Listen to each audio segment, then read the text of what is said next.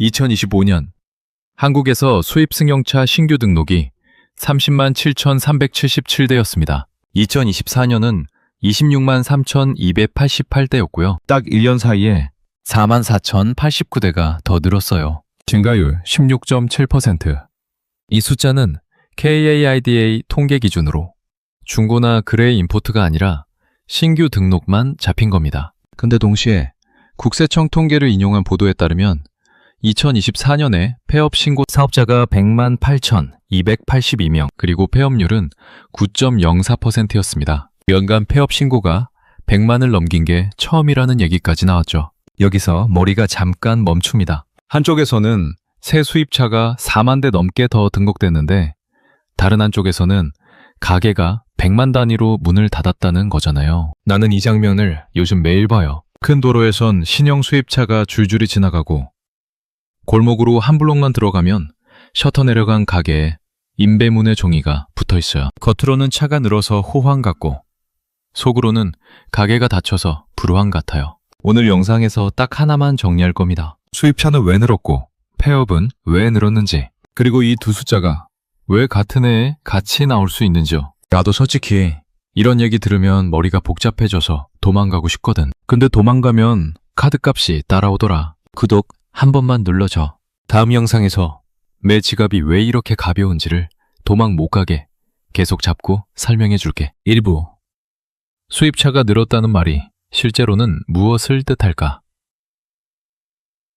나는 예전엔 수입차가 늘면 단순하게 생각했어. 와, 다들 잘 사나 보다. 근데 통계는 사람들의 평균 기분을 그대로 반영하지 않을 때가 많더라. 특히 자동차는 더 그래. 먼저 기준부터 딱 정리하고 갈게. 우리가 말하는 수입차 판매는 보통 카이다의 수입 승용차 신규 등록이야. 중고나 그레이 임포트는 제외고 국토부 등록 기준으로 잡히는 숫자지. 그러니까 이 숫자는 적어도 공식적으로 새 차가 등록됐다는 사실 자체는 단단해. 이게 신뢰의 바닥이야. 그런데 여기서 내가 한번 스스로한테 물어봐. 신규 등록이 늘었다는 게 내 주변 식당 매출이 늘었다는 말이랑 같은 뜻일까? 생각해보면 딱히 그럴 필요가 없어. 왜냐하면 돈은 똑같이 돌지 않거든. 예를 들어 볼게.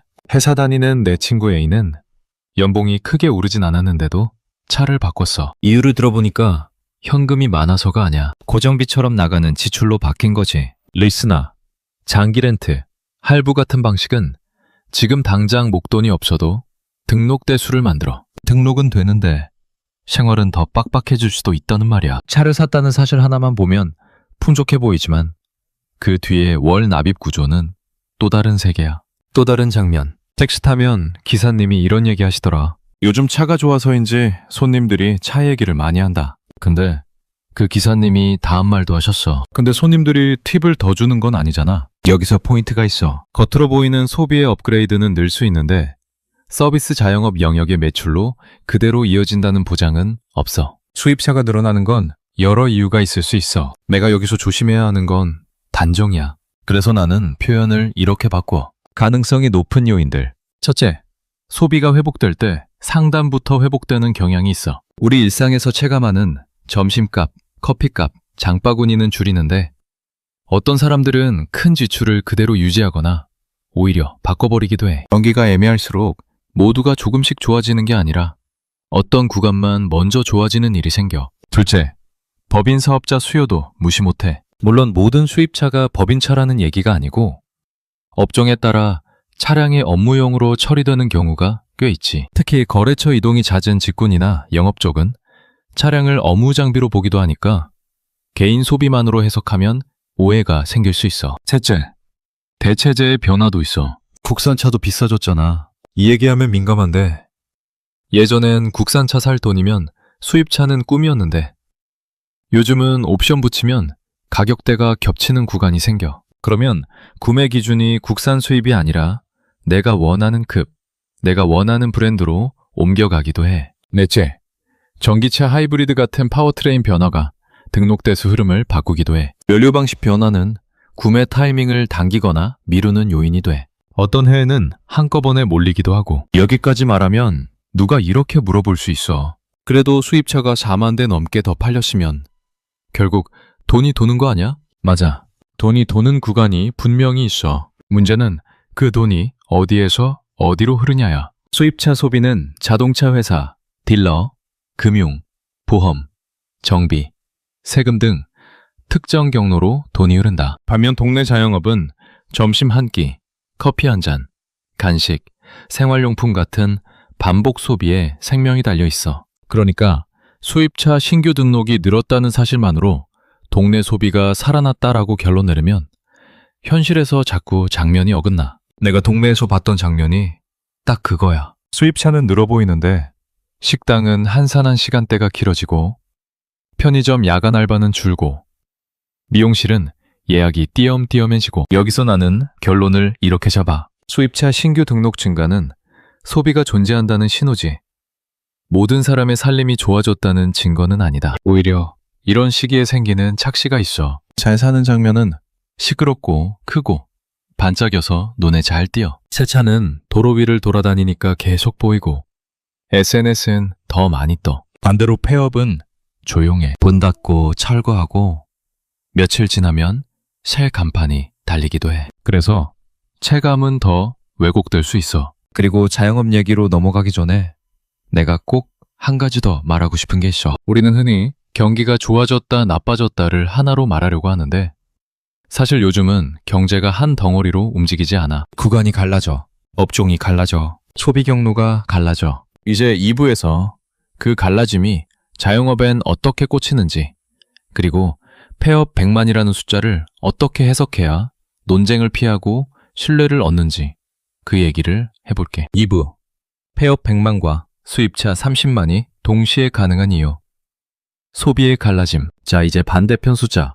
연합뉴스가 국세청 통계를 인용해서 전한 내용 기준으로 2024년 폐업 신고 사업자가 100만 8,282명이고 폐업률이 9.04%였어. 이 말은 그 해에 운영되던 사업자 중 약 9%가 폐업 신고를 했다는 의미로 읽을 수 있지. 여기서 내가 일부러 단어를 조심하는 이유가 있어. 이 통계는 자영업자만이 아니라 사업자 개인법인 포함 범주를 포괄해. 그러니까 자영업 폐업률이 9.04%다라고 단정하면 꼬투리를 잡힐 수 있어. 대신 이렇게 말하는 게 정확해. 사업자 폐업 신고가 100만을 넘었고 폐업률이 9%대였다. 그리고 그 중에서 내수 밀접 업종의 비중이 높게 나타났다. 정확한 말은 신뢰를 만들고 신뢰는 영상을 끝까지 보게 해. 그럼 이 숫자를 생활로 바꿔볼게. 100만 명이 문을 닫는다는 건 추상적이잖아. 내가 사는 구에 사업자가 몇만 명 있다고 치면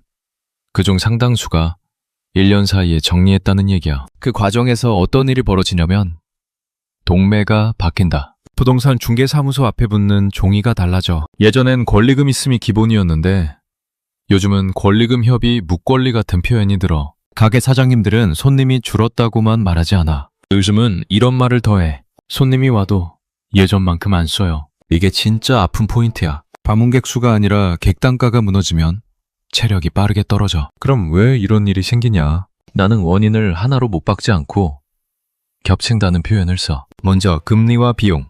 자영업은 구조적으로 고정비 비중이 커. 임대료, 인건비, 재료비, 배달 수수료, 카드 수수료, 대출 이자. 매출이 조금 빠지면 조금 힘든 정도로 끝나지 않고 손익분기점을 깨고 내려가. 그러면 그 다음부터는 몸으로 버티는 싸움이 돼. 사장님이 쉬는 날을 없애고 가족이 투입되고 메뉴를 줄이고 영업시간을 늘리고. 그러다 어느 날 계산해보면 이건 내가 돈 벌려고 하는 게 아니라 그냥 월세 내려고 하는 거네가 돼. 그리고 소비의 이동. 사람들이 소비를 안 하는 게 아니라 다른 방식으로 하는 경우도 많아. 예를 들어 예전엔 동네마트에서 장을 보던 사람이 요즘은 앱에서 묶음 배송으로 끝내. 그 사람 입장에선 똑같이 먹고 살고 있는데 동네 가게 매출은 빠져. 또 예전엔 회식이 한 달에 2번이었다면 지금은 1번이거나 아예 없는 회사도 있어. 회식이 줄면 누가 타격을 받냐? 고깃집만이 아니야. 2차 가던 호프집, 택시, 편의점, 노래방까지 연결돼. 여기에 플랫폼 구조도 들어와. 배달을 하면 매출이 늘 수 있는데 남는 게 줄어들 때가 있어. 나는 이 얘기 들을 때마다 우픈 게 어떤 사장님이 그러더라. 오늘 매출 역대급 찍었어요. 와, 잘 됐네요. 했더니 근데 통장에 남는 건 역대급이 아니에요. 매출과 순이익이 다른 문제라는 걸 현장에서 제일 빨리 체감하지. 또 하나, 인력 시장 변화. 알바를 구하기 어렵거나 인건비 부담이 커지면 자영업은 인력으로 성장하기가 더 어려워져. 그래서 키오스크가 늘고 무인 매장이 늘고 운영 방식이 바뀌지. 그런데 무인화는 또 다른 역설이 있어. 고정비를 줄이려고 무인화했는데 동네 전체 일자리와 소득이 줄어들면 그 소비가 다시 줄어드는 방향으로도 갈 수 있어. 이건 한 가게의 문제가 아니라 상권 생태계 문제야. 자, 여기서 다시 수입차로 돌아가 보자. 수입차 신규 등록이 늘어난 건 큰 소비의 흐름이 유지되거나 늘어난 구간이 있다는 얘기야. 반면 폐업 신고 100만은 반복 소비에 의존하는 구간이 버티기 어렵다는 얘기고, 둘은 싸우는 숫자가 아니라 서로 다른 층의 현실이야. 내가 좋아하는 비유가 하나 있어. 한 건물에 펜트하우스도 있고 지하 반지하도 있잖아. 엘리베이터는 같은 걸 타지만 오늘의 온도는 다르지. 펜트하우스는 창문 열면 뷰가 보이고 반지하는 창문 열면 습기가 들어와. 같은 부동산 안에서도 삶이 다르듯이 같은 경제 안에서도 체감은 갈라져. 그래서 나는 결론을 이렇게 말하고 싶어. 요즘 한국 경제를 이해할 때는 평균 하나로 설명하기가 점점 어려워졌다. 대신 구간을 봐야 한다. 어느 구간의 소비가 늘었는지, 어느 업종의 매출이 빠지는지, 비용 구조가 어떻게 변했는지. 여기서 시청자 입장에서 제일 현실적인 질문이 나와. 그래서 나한테는 뭐가 중요한데? 내 대답은 이거야. 첫째, 내 소비가 어디로 빠져나가는지 점검하기. 나는 편해서 앱을 쓰고, 편해서 구독을 하고, 편해서 배달을 시키는데 그 편함의 비용이 내 통장뿐 아니라 동네 상권에도 영향을 준다는 걸 알면 선택이 달라질 수 있어. 둘째, 자영업을 하거나 준비 중이라면 매출보다 구조로 설계하기. 고정비를 얼마나 낮출 수 있는지, 원가가 흔들릴 때 버틸 수 있는지, 채널을 한 군데에만 묶지 않는지. 이건 정신력으로 해결이 안 돼. 숫자로 설계해야 돼. 셋째, 지표를 볼 때 단일 숫자로 결론 내리지 않기. 수입차가 늘었으니 경기가 좋다.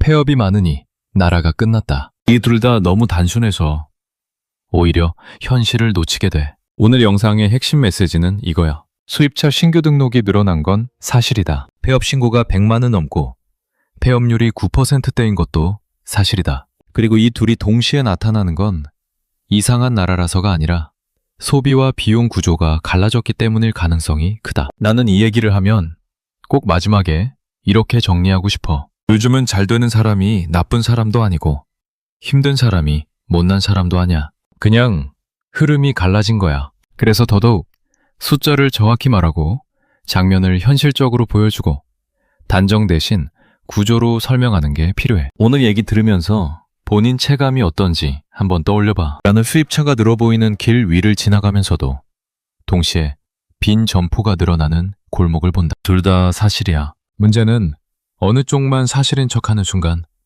우리가 서로를 이해할 기회를 잃는다는 거지. 오늘 얘기 정리하면 딱 이거야. 길 위에 수입차는 늘었고 골목에 폐업도 늘었다. 둘 중 하나를 부정하면 마음은 편한데 지갑이 불편해져. 여기까지 들었으면 오늘은 여러분이 이김. 왜냐면 세상이 왜 이렇게 돌아가는지를 이해한 사람은 최소한 덜 속거든. 다음 영상에서는 업종을 쪼개서 더 구체적으로 들어갈게. 구독해두면 다음 영상에서 제가 여러분 통장에 몰래 붙은 지출들을 하나씩 잡아내 보겠습니다. 오늘도 시청해줘서 고맙고 다음 영상에서 더 현실적으로 만나자.